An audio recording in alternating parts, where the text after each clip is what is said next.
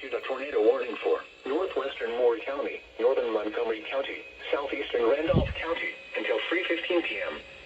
At 2:32 p.m., a severe thunderstorm capable of producing a tornado was located near Troy, moving east at 35 miles per hour. Hazard, tornado and quarter-size hail. Source, radar indicated rotation. Impact, flying debris will be dangerous to those caught without shelter. Mobile homes will be damaged or destroyed.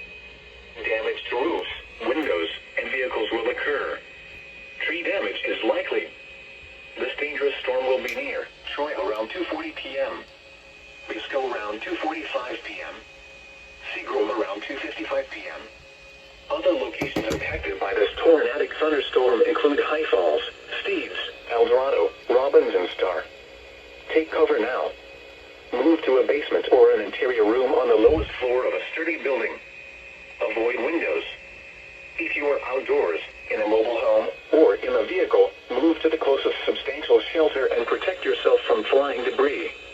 Repeating, a tornado warning has been issued until 3:15 p.m. for the following counties in North Carolina: Montgomery, Moore,